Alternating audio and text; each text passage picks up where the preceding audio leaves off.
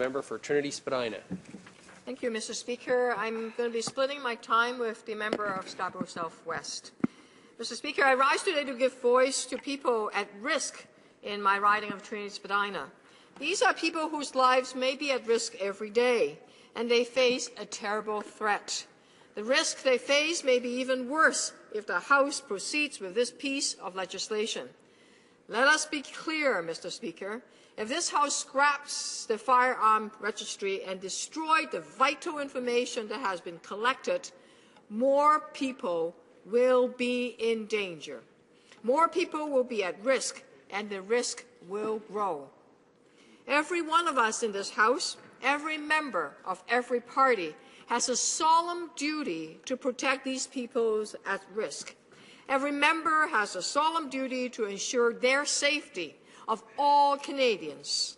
Public safety is our responsibility, Mr. Speaker. It does not seem possible that this government and this House would jeopardize safety for no reasons at all. Let me tell you about some of the people at risk in my riding, because they are like too many other people in every riding in this country. Let me give voice to their fears and concerns, and let me speak on their behalf. I speak for the woman in Intervale House in my riding of Trinity Spadina.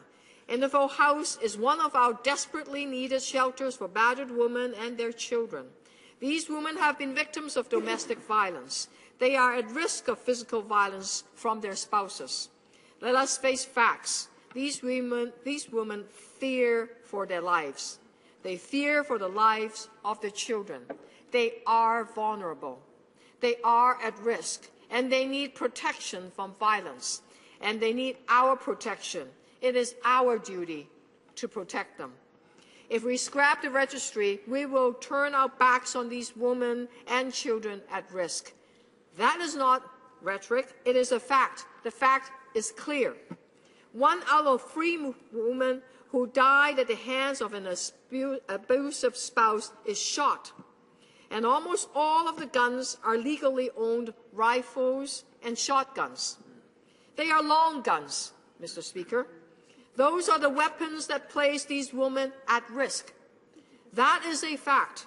And it is also a fact that since the introduction of the gun registry, the risks have gone down. More women have been protected because it is a fact that gun-related deaths in domestic violence has gone down by 50%. That's 5 out of 10. The gun registry has saved women at risk from guns. That is a fact. We have helped protect the vulnerable. Why would we put them now at risk again? Why? Let us look at others at risk. In my riding, we have many youth at risk, many students, many children of immigrants who may face bullying because of their color or religion or ability to communicate in English. Many youths who may be gay or lesbian or bisexual or transgendered. Many young girls who face hatred in their culture just because they are female. These young women, young people are at risk of suicide. And the guns that are most often used in suicides, particularly by youth, are rifles and shotguns. They are long guns, Mr. Speaker, and they put vulnerable youth at risk. This is a fact. And here is another fact. Gun-related suicide declined in Canada from over 300 in 1995 to under 125 in 2005, after the registry was put in place. That is a drop of over 60%. That was the fact. The risk to youth has gone down. How can any member of this House even contemplate putting these young people's lives in more danger again? We must work to protect them more, not make them more vulnerable.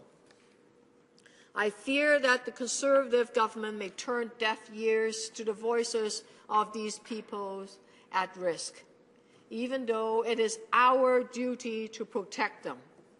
But it is not only vulnerable women and children or young people who are at greater risk if we scrap the registry. It is not only the powerless. It is also the most powerful and those who are empowered to protect us all. I am speaking of the police, Mr. Speaker, and the law enforcement officer and frontline people who have a duty to protect the public, to protect every Canadian. I am speaking of the law enforcement people who must protect the Prime Minister and every member of this House. I am speaking of those who must protect us all Canadians. And this bill put the police at greater risk. So today, as well as giving voice to vulnerable women and children, I am giving voice to police officers in my riding of Trinity-Spadina and emergency workers. This is not some NDP partisan issue, believe me. Let me give you words that are not mine, but words of the boss of the police officers in my riding, the words of Bill Blair. Let me speak into the record the words of Police Chief Bill Blair of Toronto, who is also the president of the Canadian Association of Chiefs of Police. These are his words, and I quote, "The registry gives officers information that keeps them safe. If the registry is taken from us, police officers may guess, but they do not know. It could get them killed. It could get them killed." Those are terrible words, Mr. Speaker. The police chief of Toronto said scrapping the registry could get police officers killed. The Conservative government and the Conservative Prime Minister, who claim to support the police and be big on law and order, this government will put the police at risk if they proceed with this bill.